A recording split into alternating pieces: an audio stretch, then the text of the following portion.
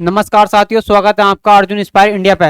मैं अर्जुन राजपूत, आप हैं मेरे साथ। आज के जो है हम कल देख रहे थे उत्तराखंड के राज्य प्रतीक चिन्ह, तो आज हम उसके आगे पढ़ेंगे। कल जो है हमने कर लिया था कस्तूरी मृग तक, आज पढ़ेंगे हम उसके आगे।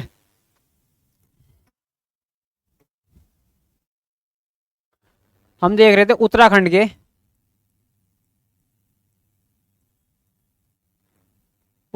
के प्रतीक प्रतीक चिन्ह प्रतीक चिन्ह। देखिए दोस्तों, हमने जो उत्तराखंड के प्रतीक चिन्ह देखे थे, तो कल जो हमने पढ़ा था वो हमने कस्तूरी मृग तक पढ़ लिया था। राजकीय पशु,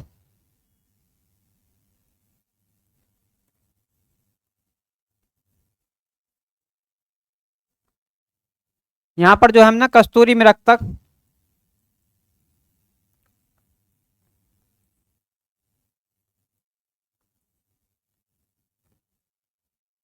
कस्तूरी मृग तक देख लिया था। अब इसके आगे पढ़ेंगे आज हमारा टॉपिक रहेगा उत्तराखंड का राज्य पुष्प। कि उत्तराखंड का राज्य पुष्प क्या है, आज हम उसको देखेंगे कि उत्तराखंड का राज्य पुष्प क्या है। तो पहला टॉपिक रहेगा यहाँ पे हमारा उत्तराखंड का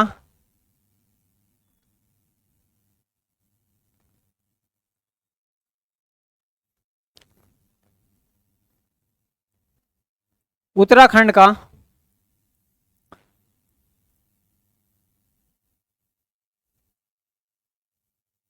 राजकीय पुष्प।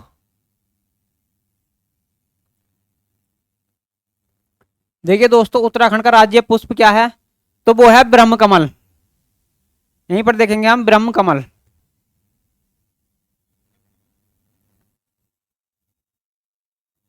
तो ये है ब्रह्म कमल।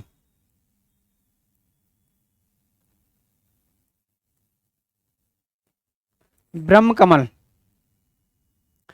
ये दोस्तों उत्तराखंड का जो है राजकीय पुष्प है ब्रह्म कमल।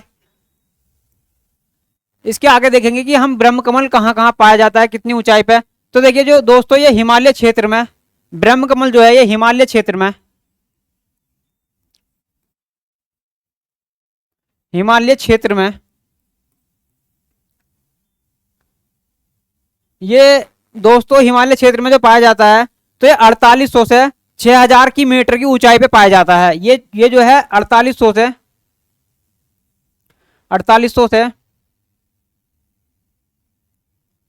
6000 मीटर की 6000 मीटर की ऊंचाई ऊंचाई ऊंचाई पे पाया जाता है दोस्तों ये हमारा। और इसके आगे देखेंगे हम कि ये किस कुल का पौधा है। तो ये जो है, तो देखिए दोस्तों, ये ब्रह्म कमल है, ये एस्ट्रेसी कुल का जो है पौधा है हमारे ब्रह्म कमल। एस्ट्रेसी कुल का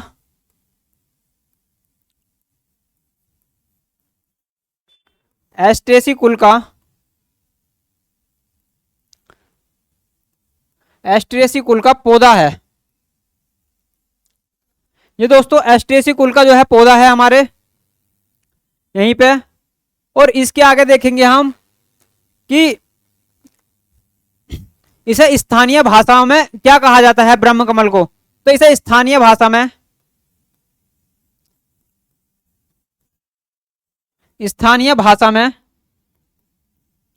इस ब्रह्म कमल को जो स्थानीय भाषा में कहा जाता है दोस्तों, वो कहा जाता है कोल पदम।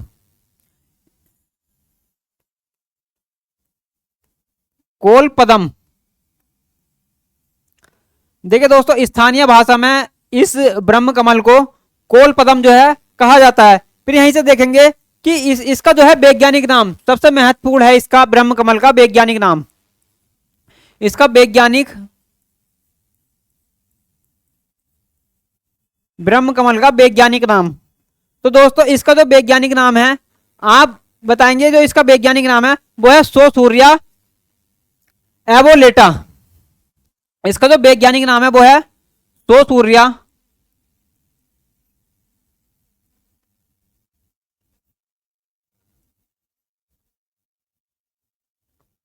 सोसूरिया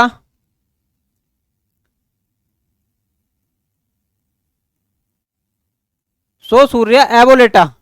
देखिए दोस्तों, इसका वैज्ञानिक नाम है सोसूर्या एबोलेटा।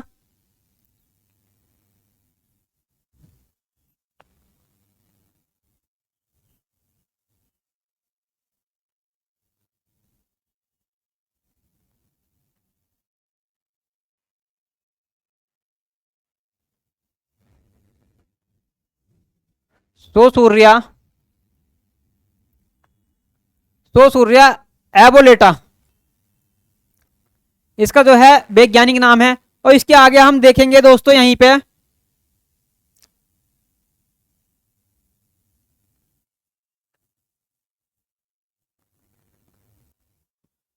एबेबोलेटा, ये ऐसा है एबेबो एबेबोलेटा।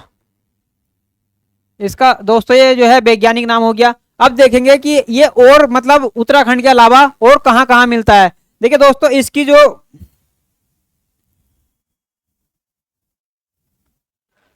दोस्तों ब्रह्म कमल की इसकी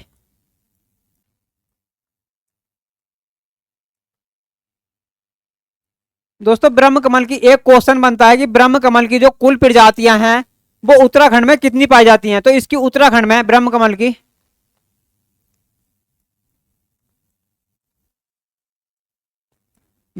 उत्तराखंड में कुल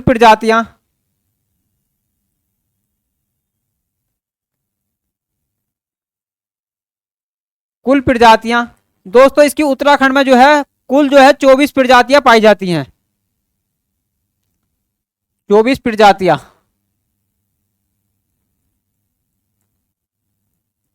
इसकी उत्तराखंड में दोस्तों 24 प्रजातियां पाई जाती हैं। और यहीं पर देखेंगे हम कि पूरे विश्व में इसकी पूरे विश्व में कितनी प्रजातियां हैं। तो पूरे विश्व में जो प्रजातियां हैं इसकी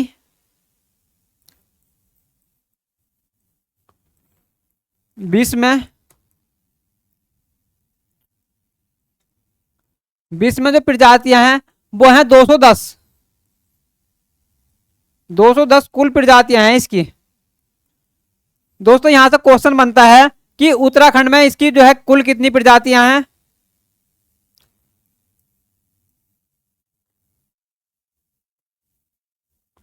कि उत्तराखंड में कुल कितनी प्रजातियां हैं और विश्व में कितनी प्रजातियां हैं। तो आप बताएंगे उत्तराखंड में जो है 24 प्रजातियां हैं। और यहां पर बताएंगे कि अगर पूरे विश्व में पूछा जाए तो विश्व में जो है इसकी 210 प्रजातियां हैं पूरे विश्व में। अब इसके आगे देखेंगे हम कि यहीं पर इसका जो ब्रह्म कमल का रंग होता है वो किस किस कलर का होता है। ये ब्रह्म कमल जो है किस कलर का होता है। तो आप बताएंगे ब्रह्म कमल का जो रंग होता है इसका, तो इसका बैंगनी रंग होता है।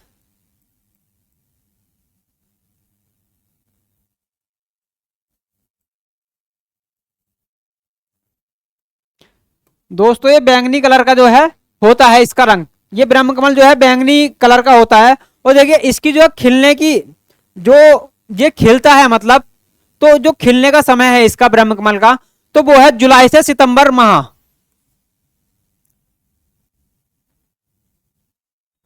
ब्रह्म कमल खिलने का समय,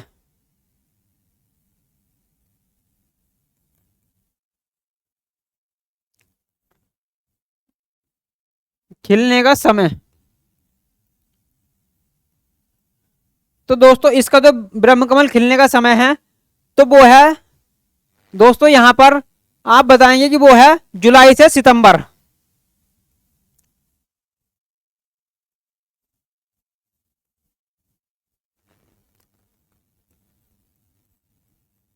जुलाई से सितंबर।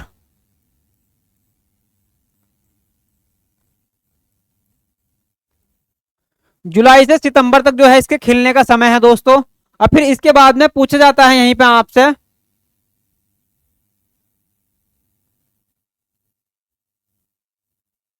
देखिए दोस्तों इसे एक एक वो और बनता है। इसे जो है हिमालय का, इस पुष्प को हिमालय का सम्राट भी कहा जाता है। वो पूछेगा कि हिमालय का सम्राट किसे कहा जाता है तो आप बताएंगे कि इसे जो है इसे हिमालय का, ब्रह्म कमल को हिमालय का सम्राट,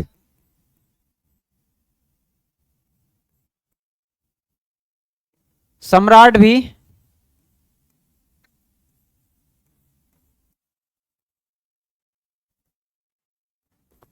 इसे दोस्तों जो है हिमालय का सम्राट भी कहते हैं, इस ब्रह्म कमल को। देखिए हिमालय का सम्राट भी कहते हैं। और इसे जो है, और ये जो है जो उत्तराखंड में मां नंदा है, तो उनका जो है प्रिय पुष्प बताया गया है इसको, मां नंदा का, मां नंदा का प्रिय पुष्प है ये,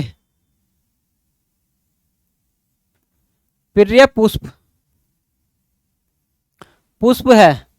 और इस पुष्प को देखिए दोस्तों, ये मां नंदा का प्रिय पुष्प है। और इसको जो है, इसको नंद अष्टमी को तोड़ने का जो है महत्व है, इस पुष्प को जो है।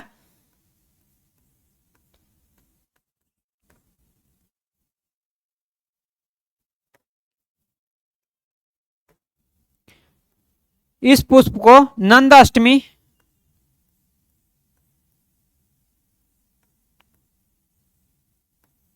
नंद अष्टमी को तोड़ने का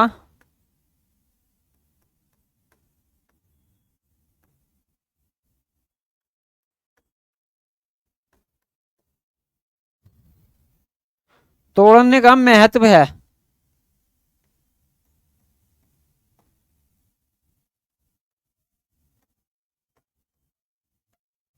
इस पुष्प को जो है नंदाष्टमी को तोड़ने का महत्व है।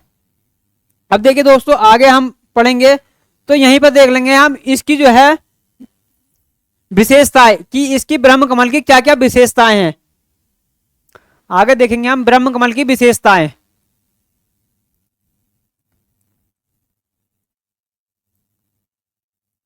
ब्रह्म कमल की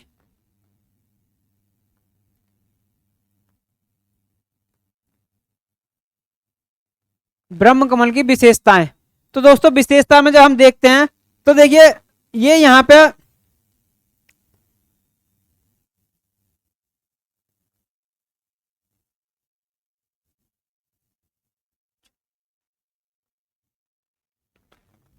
यहां पर देखिए दोस्तों, इसको ब्रह्म कमल को यहां पर पहले देख लेंगे हम ब्रह्म कमल को यहां पे हिमाचल प्रदेश में, हिमाचल प्रदेश में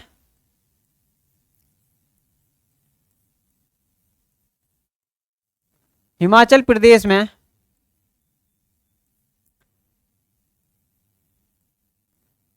देखिए दोस्तों इस ब्रह्म कमल को जो है हिमाचल प्रदेश में इसे जो है दूधा फूल भी कहा जाता है, दूधा फूल।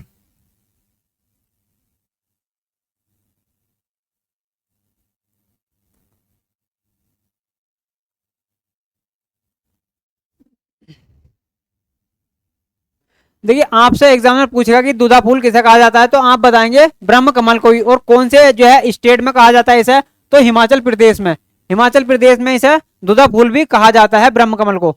और यहीं पर देखेंगे हम इसके आगे कि कश्मीर में जो है इसे, जो कश्मीर राज्य है,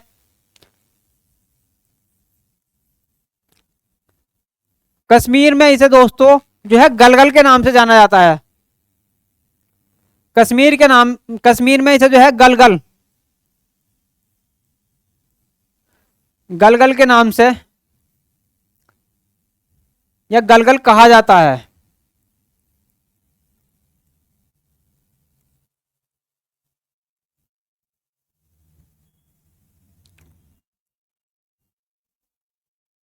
देखिए कश्मीर में जो है इसे गलगल कहा जाता है। और यहीं पे देखेंगे इसे महाभारत के जो सुगंधित, महाभारत में इसे देखिए दोस्तों महाभारत के वन पर्व में,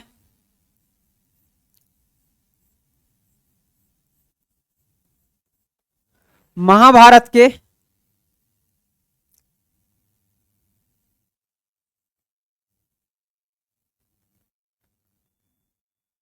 वन पर्व में, महाभारत के इसे वन पर्व में दोस्तों इसी ब्रह्म कमल को जो है सुगंधित पुष्प कहा गया है, सुगंधित पुष्प।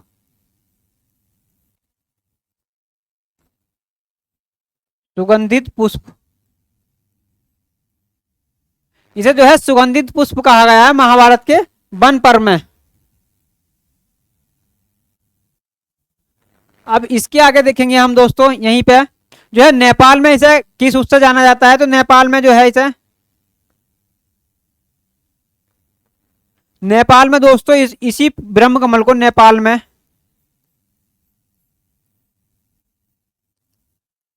इस ब्रह्म कमल को जो है टॉप गोला, देखिए क्वेश्चन बहुत ही ज्यादा महत्वपूर्ण है। नेपाल में इस ब्रह्म कमल को क्या कहा जाता है? तो नेपाल में कहा जाता है टॉप गोला इसे। नेपाल में इसे टॉप गोला,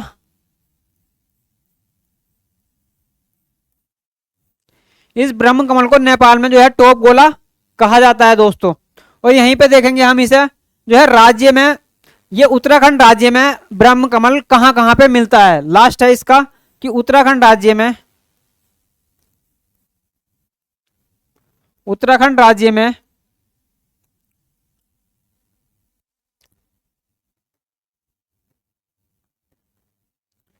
उत्तराखंड राज्य में ये जो है कहां कहां मिलता है। तो पहला तो देखिए उत्तराखंड राज्य में कहां मिलता है, तो ये मिलता है जो है फूलों की घाटी में अपना।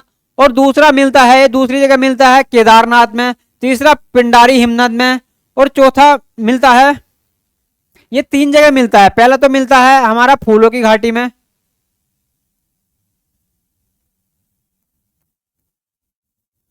फूलों की घाटी में, फूलों की घाटी में। दूसरा यहीं पे मिलता है ये केदारनाथ में, दूसरा मिलता है केदारनाथ में।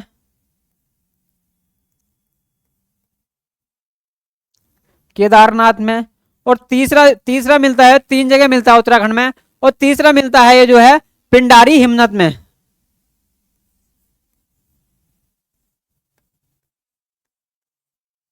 पिंडारी हिमनद में।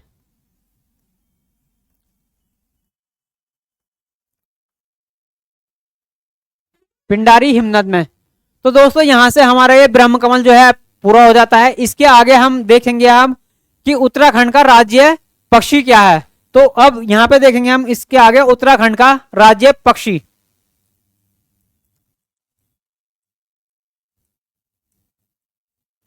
उत्तराखंड का राज्य पक्षी।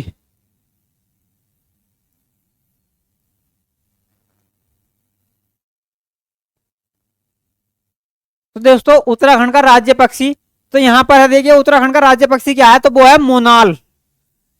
यहां पर है मोनाल।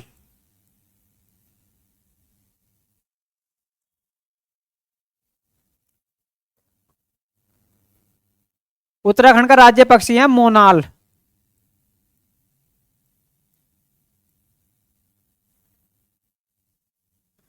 उत्तराखंड का राज्य पक्षी है मोनाल।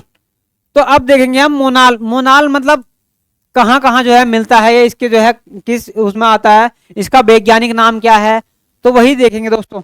इसे जो है मोनाल को, यहां पर सबसे पहला रहेगा हमारा एक,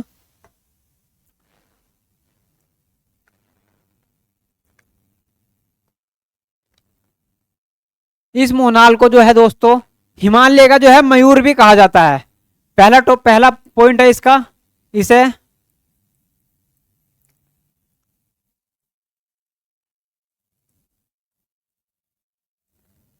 हिमालय का, हिमालय के मयूर भी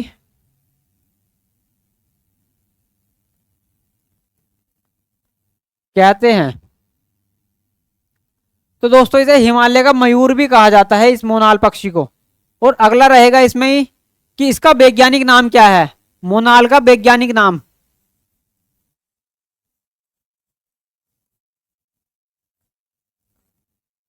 वैज्ञानिक नाम,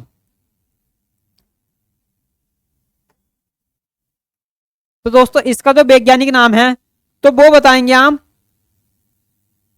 इसका जो वैज्ञानिक नाम है वो है लोबोफेरस इम्पीजेनस। यहां पर इसका वैज्ञानिक नाम है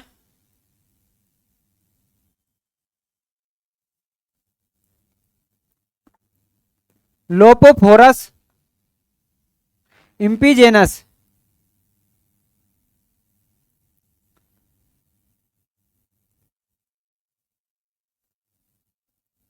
लोपोफोरस इम्पीजेनस इसका जो है दोस्तों वैज्ञानिक नाम है।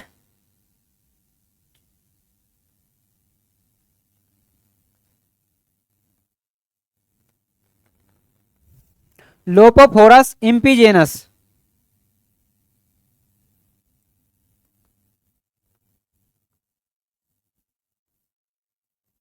लोपोफोरस इम्पीजेनस जो है इसका वैज्ञानिक नाम हो जाएगा। फिर इसके आगे देखेंगे हम कि इसका जो प्रिय भोजन है, इस मोनाल पक्षी का प्रिय भोजन क्या है। तो इसका प्रिय भोजन,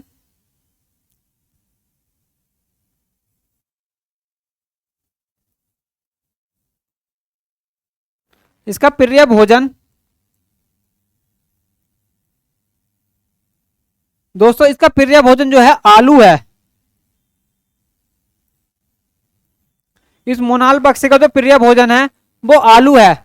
अब इसके आगे देखेंगे हम कि ये कितनी राज्य में कितनी से कितनी ऊंचाई पे जो है मिलता है। तो ये राज्य में 2500 से, ये राज्य में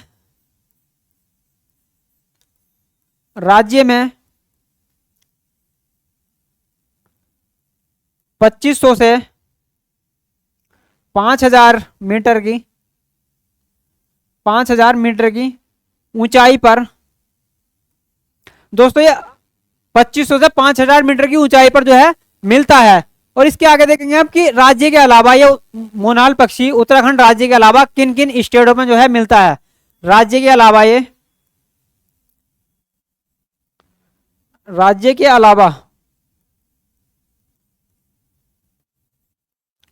अलावा मिलता है।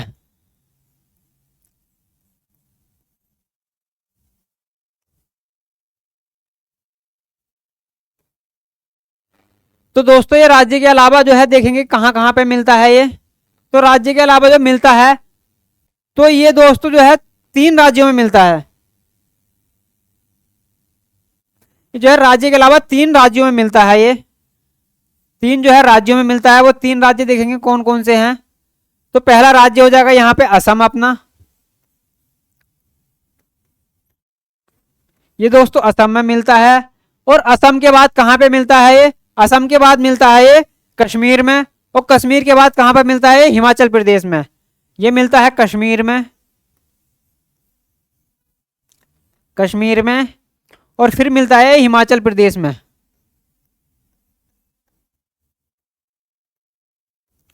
हिमाचल प्रदेश में, हिमाचल प्रदेश में। 3 तो दोस्तों ये जो है राज्य में मिलता है। और एक जो है देश में मिलता है। वो किस देश में मिलता है, एक देश में मिलता है ये। तो वो मिलता है देश में जो है नेपाल में। देखिए दोस्तों ये हमें जो है ये पक्षी, ये हमारा पक्षी है मोनाल। तो ये जो है देश में जो है मिलता है, नेपाल देश में भी मिलता है।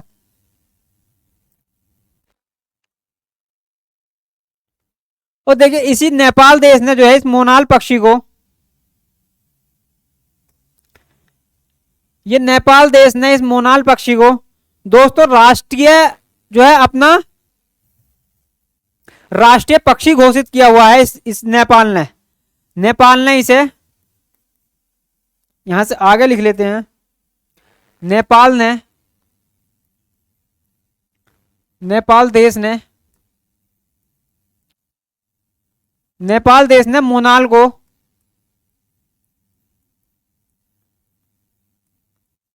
को अपना राष्ट्रीय पक्षी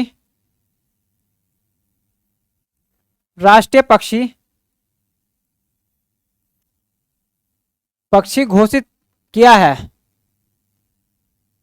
राष्ट्रीय पक्षी है नेपाल देश का। देखिए दोस्तों ये जो है मोनाल राष्ट्रीय पक्षी है नेपाल देश का। और इसके अलावा देखेंगे कि स्थानीय भाषा में इस मोनाल को उत्तराखंड में, जो उत्तराखंड में है, स्थानीय भाषा में इसे क्या कहा जाता है। तो स्थानीय भाषा में इस मोनाल पक्षी को मियाल या मोनाल कहा जाता है। यहां पर इस मोनाल को स्थानीय भाषा में, स्थानीय भाषा में, स्थानीय भाषा में जो कहते हैं दोस्तों इसे हम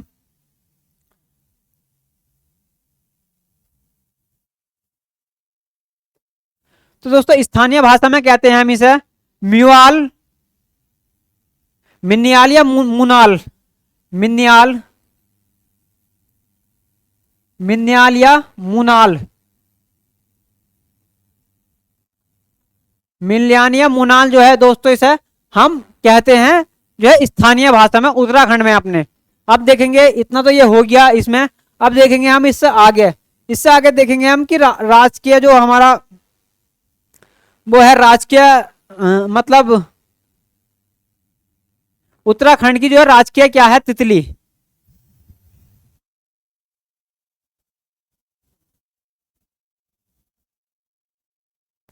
उत्तराखंड की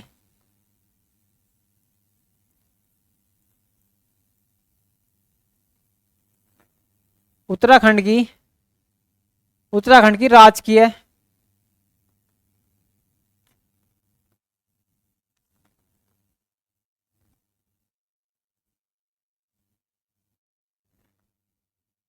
राजकीय राज्य तितली, राज्य तितली। उत्तराखंड की राज्य तितली क्या है? तो देखिए दोस्तों, उत्तराखंड की जो राज्य तितली है तो वो है दोस्तों यहाँ पे कॉमन पिकॉक। जो इसकी राज्य तितली है वो है कॉमन कॉमन पिकॉक।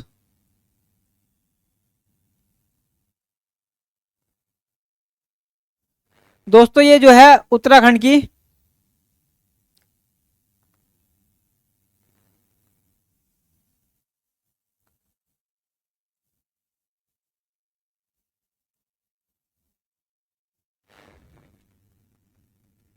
ये दोस्तों ये उत्तराखंड की जो है राजकीय तितली है कॉमन पिकॉक। अब हम पढ़ेंगे इस कॉमन पिकॉक के बारे में, थोड़ा सा जान लेंगे कि ये किस कहाँ कहाँ है, मतलब मिलती है। तो दोस्तों ये कॉमन पिकॉक जो है ये राजकीय तितली है। इसे इसे राजकीय तितली घोषित कब किया गया था? पहले तो देखेंगे इसे जो है राजकीय तितली, राज्य तितली घोषित किया था।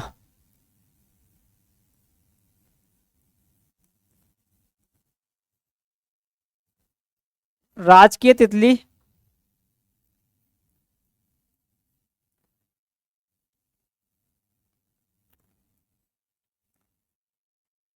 राज्य तितली घोषित किया था।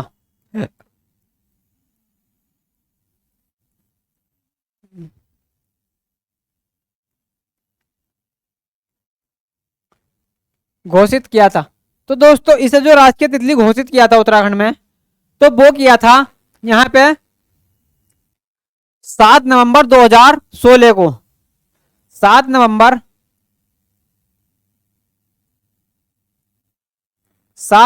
2000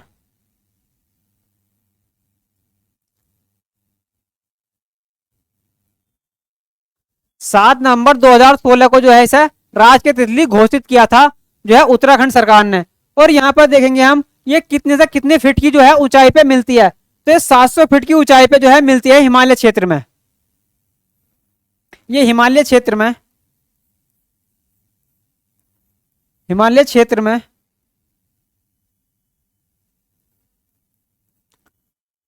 हिमालय क्षेत्र में दोस्तों ये जो है 7,000 फीट की ऊंचाई पर,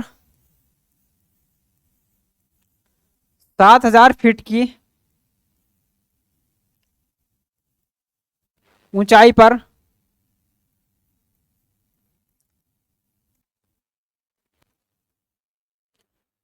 7,000 फीट की जो है ऊंचाई पर मिलती है। आपसे पूछेंगे कि कॉमन पीकॉक जो है कितनी ऊंचाई पर मिलती है, तो वो 7,000 फीट की ऊंचाई पर यहाँ पे जो मिलती है ये कॉमन पीकॉक। अब इसके आगे देखेंगे कि इसका जो कॉमन पीकॉक का वैज्ञानिक नाम क्या है।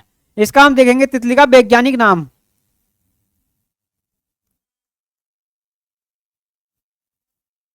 वैज्ञानिक नाम तो दोस्तों इसका जो वैज्ञानिक नाम है तो वो है पेपिलियो बाइनार। इसका जो वैज्ञानिक नाम है वो है पेपिलियो बाइनार। तो यहां पर लिख लेंगे हम इसको।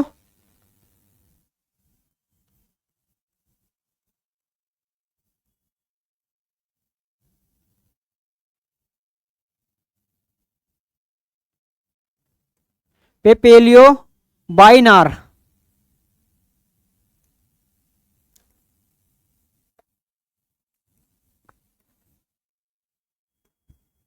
इसका दोस्तों ये वैज्ञानिक नाम है इसका,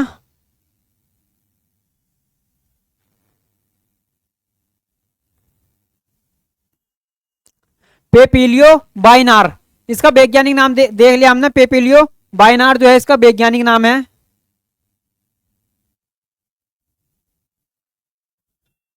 यह है बाइनार।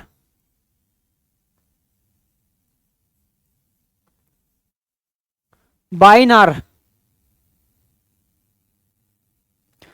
तो देखिए इसे जो है यहाँ पर, इसमें जो है इससे इसके संरक्षण के लिए देहरादून में जो है एक पार्क भी बनाया गया है। तो वो पार्क कब बनाया गया है, तो देखेंगे इसका, इसे 2016 में इसे संरक्षण के लिए, यहां पर 2016 में, 16 में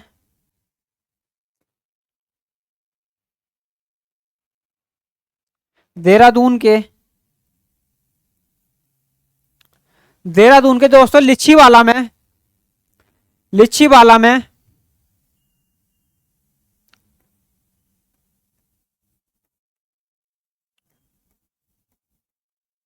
लिच्छीवाला में एक पार्क खोला गया था, बटरफ्लाई पार्क। तो यहां पर खोला गया है इसके संरक्षण के लिए बटरफ्लाई,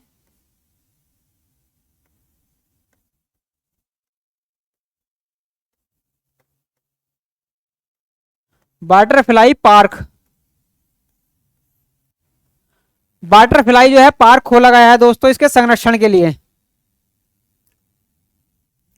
इसके संरक्षण के लिए बटरफ्लाई पार्क जो है खोला गया है देहरादून के लिच्छीवाला में। आप ये क्वेश्चन वेरी वेरी मोस्ट है, इस पे स्टार लगा लेंगे। ये क्वेश्चन मतलब आ सकता है कि उत्तराखंड में कॉमन पीकॉक के संरक्षण के लिए कौन सा पार्क खोला गया था और किस सन में खोला गया था। तो लिच्छीवाला पार्क लिच्छीवाला में खोला गया था बटरफ्लाई पार्क, और किस सन में खोला गया था, 2016 में। अब देखिए यहां पर ये हो गया इतना। अब इसके आगे देख लेंगे हम कि उत्तराखंड का राजकीय वृक्ष, कि उत्तराखंड का राजकीय वृक्ष क्या है। यहीं पे देखेंगे हम उत्तराखंड का,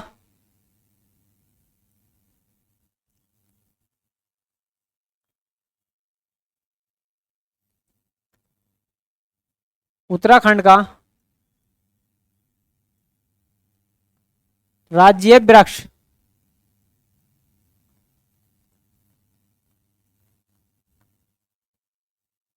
तो दोस्तों वो वृक्ष क्या है, तो वो है राजकीय वृक्ष है हमारे उत्तराखंड का, वो है बुरांस। ये जो वृक्ष है तो ये है बुरांस,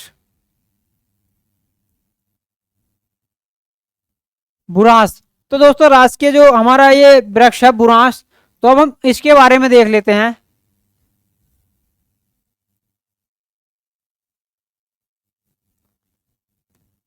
राजकीय पुष्प है बुरांस। तो अब बुरांस के बारे में पढ़ेंगे। इसके कुछ मेन मेन से फैक्ट देख लेते हैं कि राजकीय पुष्प बुरांस कहाँ कहाँ मिलता है, कहाँ कहाँ पाया जाता है, कितनी ऊंचाई पे मिलता है ये। तो दोस्तों इसका सबसे पहले तो देखेंगे हम कि इसका वैज्ञानिक नाम क्या है। तो बुरांस का जो वैज्ञानिक नाम है, इसका तो वैज्ञानिक नाम है वो है रोडोडोंड्रान आर्बोरियम। तो इसका वैज्ञानिक नाम देखेंगे हम यहीं पे।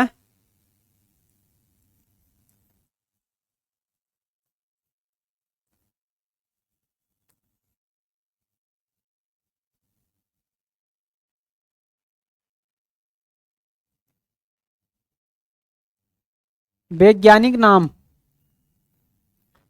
तो दोस्तों इसका तो वैज्ञानिक नाम है तो वो है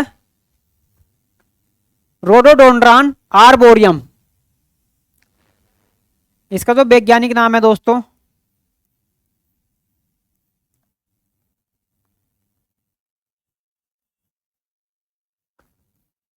रोडोडेंड्राम, रोडोडेंड्राम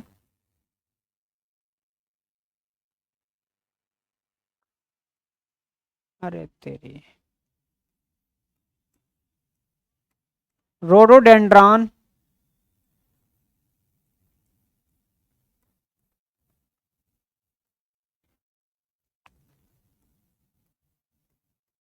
रोडोडेंड्रान आर्बोरियम।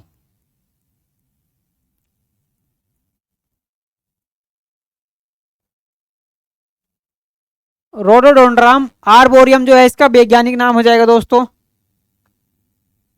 आर्बोरियम इसका वैज्ञानिक नाम है। अब देखेंगे कि ये जो है कितनी से कितनी ऊंचाई पे मिलता है।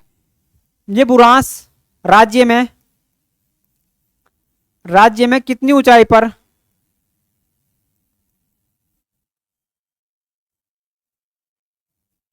कितनी ऊंचाई पर मिलता है। तो दोस्तों राज्य में जो मिलता है ये 1500 से 1000 मीटर की ऊंचाई पर मिलता है। 1500 से 1000 मीटर की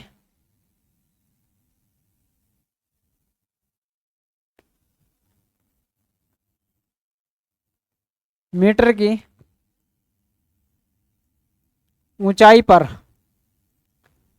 तो दोस्तों देखिए 1500 से 1000 मीटर की जो है ऊंचाई पर मिलता है। राज्य में 1500 से 1000 मीटर की ऊंचाई पर मिलता है और ये जो है एक सदाबहार वृक्ष है। ये दोस्तों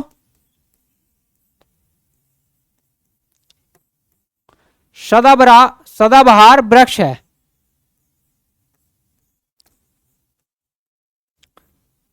एग्जाम में अभी इसी तरीके से क्वेश्चन बनने हैं कि ये वृक्ष मतलब कौन सा वृक्ष है। एक क्वेश्चन आ भी चुका है कि पतझड़ बन जो से पत्ते गिराते हैं वो कौन से वृक्ष होते हैं।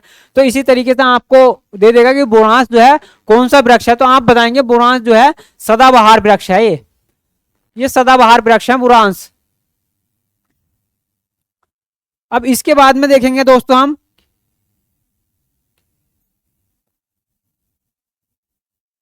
ये दोस्तों नेपाल का, ये नेपाल देश का, दोस्तों नेपाल देश का, ये नेपाल देश का ये बुरांस जो है राष्ट्रीय पुष्प है। ये नेपाल देश का बुरांस राष्ट्रीय पुष्प है।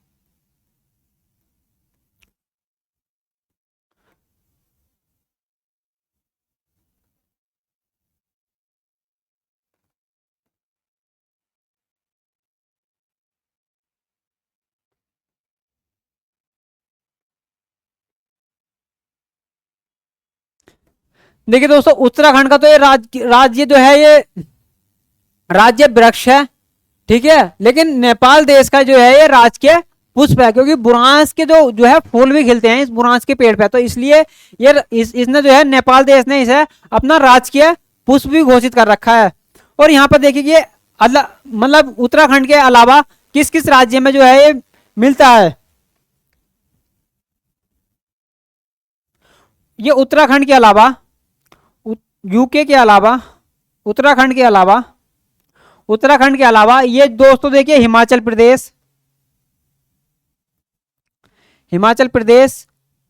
प्लस हिमाचल प्रदेश और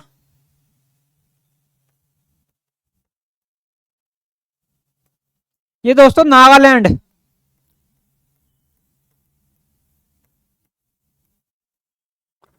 देखिए दोस्तों ये हिमाचल प्रदेश और नागालैंड का भी जो है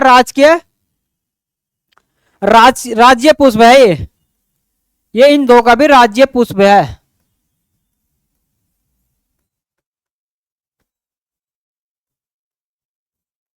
आपसे पूछ लेगा एग्जामिनर कि उत्तराखंड के अलावा बुरांस जो है किस किस जो है स्टेट का राज्य पुष्प है, तो आप बताएंगे हिमाचल प्रदेश और नागालैंड, इन दो, उत्तराखंड के अलावा इन दो राज्यों का भी ये जो है राष्ट्रीय जो है पुष्प है। और इसको देखिए इसे जो है संरक्षित, क्योंकि बुरांस को जो है अधिक जो है काटा जा रहा था, तो इसको संरक्षण देने के लिए इसे जो है वन अधिनियम 1974 के तहत जो है इसे संरक्षित रखा गया है। इसे बुरांस वृक्ष को संरक्षण के लिए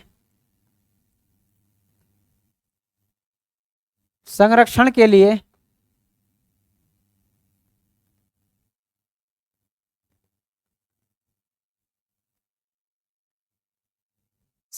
लिए वन अधिनियम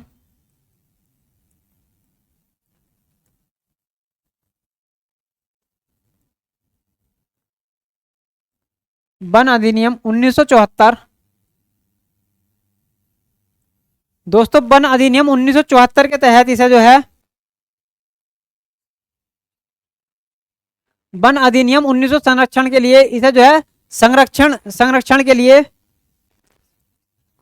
इसे संरक्षित वृक्ष जो है घोषित किया है। संरक्षित वृक्ष वृक्ष घोषित किया है, घोषित किया है। इसे जो है संरक्षण के लिए संरक्षित वृक्ष जो है घोषित किया है 1974 के लिए। आपसे पूछ लेगा एग्जामिनर। ठीक है, अब इसके आगे देखेंगे हम दोस्तों कि उत्तराखंड का जो है वाद्य यंत्र क्या है। यहां पर देखेंगे इसके आगे हम उत्तराखंड राज्य का, उत्तराखंड राज्य का वाद्य यंत्र, वाद्य यंत्र दोस्तों उत्तराखंड राज्य का जो वाद्य यंत्र है तो वो है यहां पे हमारा ढोल। तो वाद्य यंत्र है दोस्तों ढोल।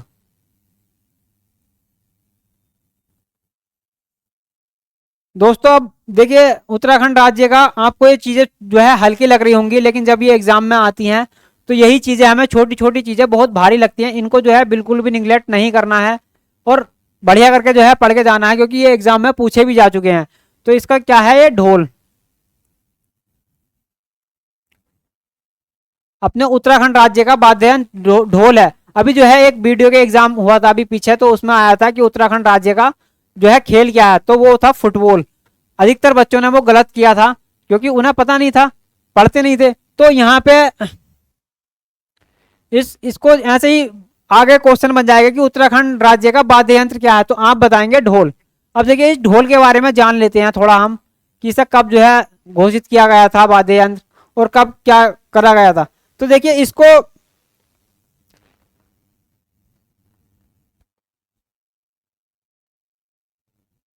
इसको दोस्तों देखिए भंडारी कमेटी, एक जो है कमेटी गठित हुई थी उत्तराखंड में, तो उस कमेटी का नाम था कमेटी थी वो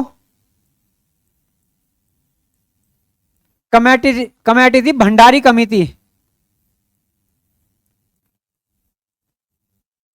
भंडारी कमेटी। देखिए इस भंडारी कमेटी ने जो है सिफारिश दी थी। सिफारिश जब दी थी तो सिफारिश देने के बाद में फिर ये जो है ढोल हमारा वाद्य यंत्र में जुड़ा था, तो इसको सिफारिश दी थी जो है उस समय तत्कालीन मुख्यमंत्री थे हरीश रावत। ये इस समय जो मुख्यमंत्री थे इस कमेटी के समय, तो वो थे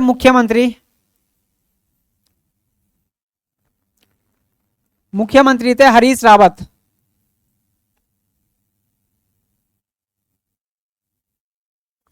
यहां पर मुख्यमंत्री थे हमारे जो है हरीश रावत।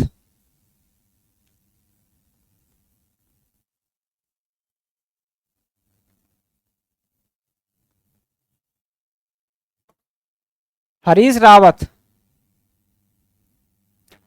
तो देखिए ये थे 2015 में, इस कमेटी ने जो है 2015 में जो है सिफारिश दी थी और 2015 में फिर ये जो है हमारा राजकीय जो है वाद्य यंत्र जो है बना था ढोल। तो ये 2015 में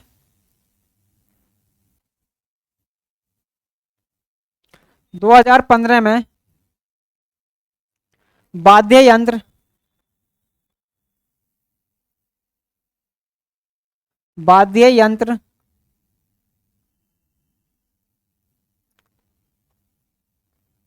2015 में वाद्य यंत्र बना था हमारा जो है ढोल। अब इसके आगे देखेंगे हम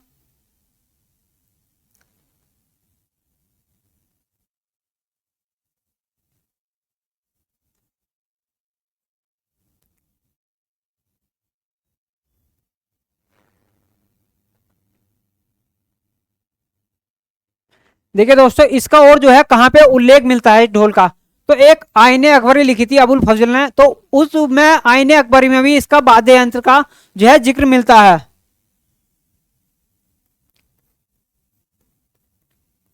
आईने अकबरी,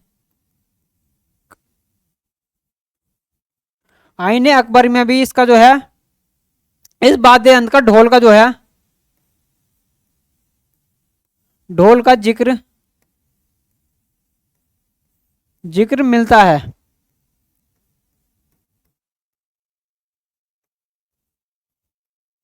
दोस्तों इसका जो है आईने अकबरी में भी जो है ढोल का जिक्र मिलता है।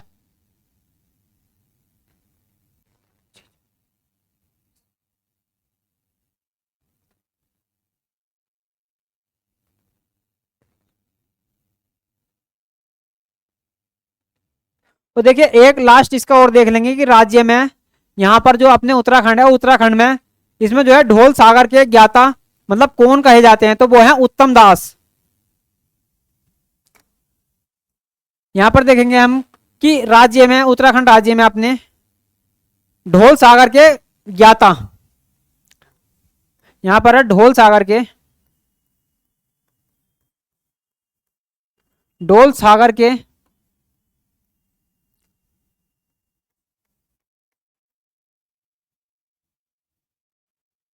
ढोल सागर के ज्ञाता, तो वो है दोस्तों उत्तम दास। उत्तम दास। देखिए यहां पर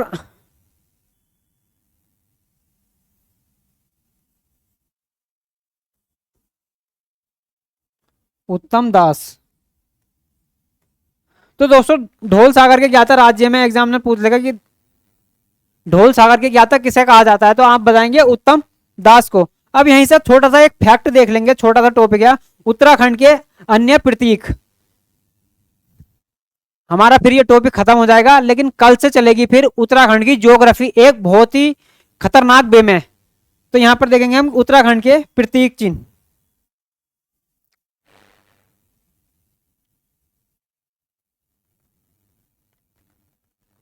यहां पर देखेंगे हम उत्तराखंड राज्य के, उत्तराखंड राज्य के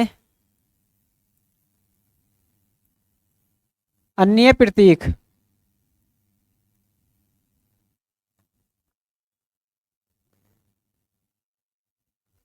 उत्तराखंड राज्य के अन्य प्रतीक। तो दोस्तों यहां पर देखेंगे हम उत्तराखंड राज्य के अन्य प्रतीक, तो वो देखेंगे कि राज्य में जो है, जो अभी क्वेश्चन आया था एक वीडियो में भी कि उत्तराखंड राज्य में जो है खेल कब घोषित किया गया था, कौन सा खेल था वो, तो 2011 में उत्तराखंड राज्य का खेल घोषित किया गया था, किसी को, फुटबॉल को। तो यहां पर देखेंगे फुटबॉल को,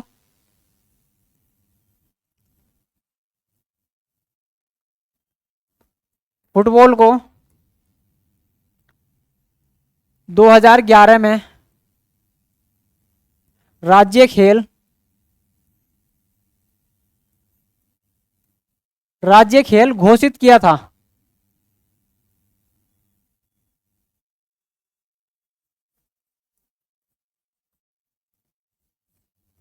घोषित किया था।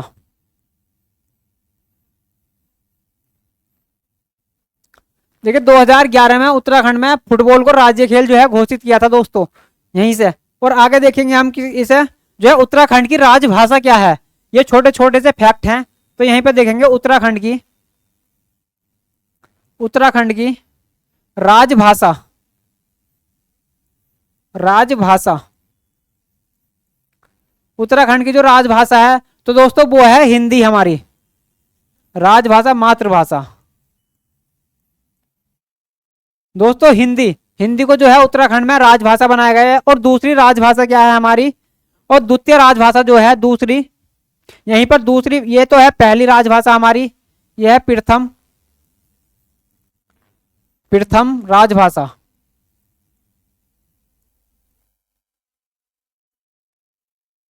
और यहीं पर देखेंगे दोस्तों उत्तराखंड की जो है दूसरी राजभाषा क्या है। उत्तराखंड में दो राजभाषा है, पहली तो हो गई हिंदी, और दूसरी राजभाषा क्या है, तो दूसरी है दोस्तों संस्कृत, हमारी दूसरी राजभाषा घोषित कर रखी है संस्कृत।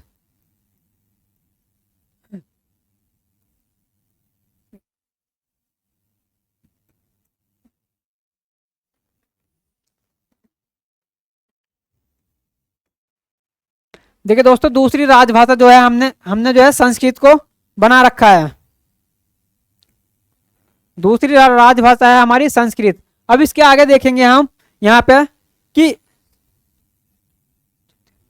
इस संस्कृत को जो है दूसरी राजभाषा कब घोषित किया था, तो इस संस्कृत को जो दूसरी राजभाषा घोषित किया था दोस्तों,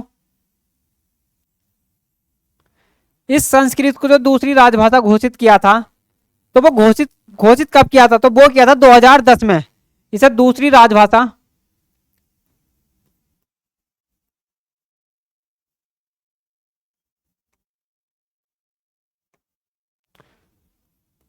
दूसरी राजभाषा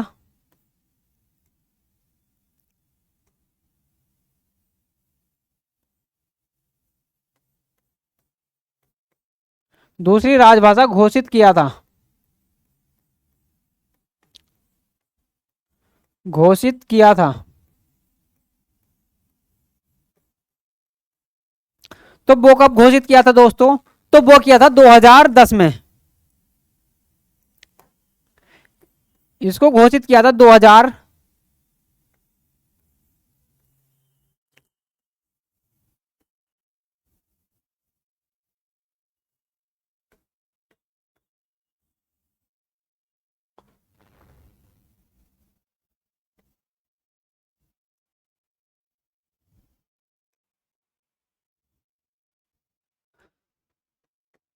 तो ये घोषित किया था 2010 में।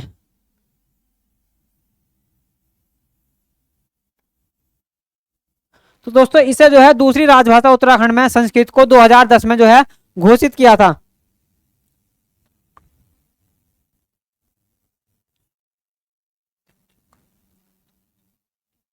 अब यहीं पर एक लास्ट लास्ट लास्ट पॉइंट और है, वो देख लेंगे कि उत्तराखंड राज्य का, यहां पर देख लेंगे हम कि उत्तराखंड राज्य का, यहां पर देखेंगे हम कि उत्तराखंड शासन द्वारा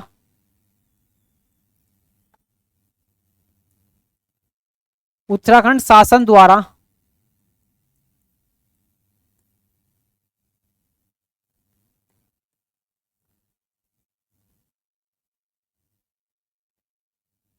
उत्तराखंड शासन द्वारा राज्य चिन्ह, जो हमारा चिन्ह था राज्य चिन्ह, राज्य चिन्ह वह दोस्तों जो हमारा चिन्ह था, जो है गंगा की 3 लहरें, और गंगा की 3 लहरें पर्वत चोटियां, गंगा की 4 लहरें 3 पर्वत चोटियां, बीच में अशोक स्तंभ। तो वो जो है कब घोषित किया था? तो प्रतीक चिन्ह और प्रतीक, इनका जो है प्रतीक चिन्हों का, यहां पर प्रतीक चिन्ह का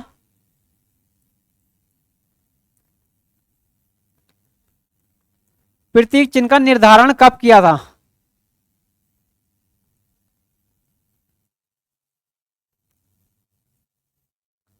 तो दोस्तों ये बहुत ही ज्यादा महत्वपूर्ण क्वेश्चन बन जाता है।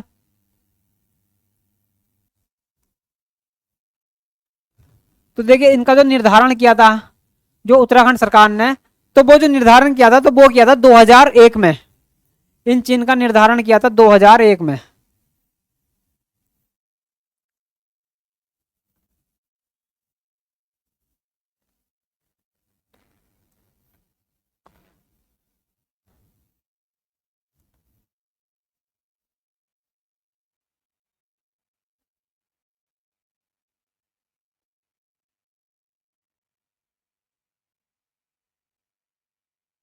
दोस्तों 2001 में।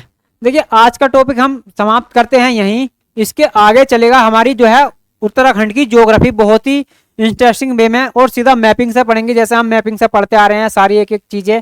यहाँ से एग्जाम में आपको कोई भी क्वेश्चन नहीं छूटेगा, इस हिसाब से पढ़ेंगे हम। और देखिए दोस्तों जिसको जिसे भी हमें हमसे जो है पढ़ना है, वो हमारे जो है टेलीग्राम चैनल पर जुड़ सकता है, उत्तराखंड जीके बाई ट्रिक पे, ये हमारा टेलीग्राम चैनल है, वहां से हमसे जो है पेड कोर्स से जुड़ सकते हैं आप उत्तराखंड के। यहाँ पर 40 नंबर का जो आता है, पूरे के पूरे 40 नंबर का हम पढ़ाएंगे, और यहाँ पर जुड़ सकते हैं। धन्यवाद दोस्तों, आज की क्लास करते हैं हम यहीं पे समाप्त। जय हिंद फ्रेंड। कल चलेगा दोस्तों हमारा जो है ज्योग्राफी, मतलब बहुत ही इंटरेस्टिंग वे में। धन्यवाद दोस्तों।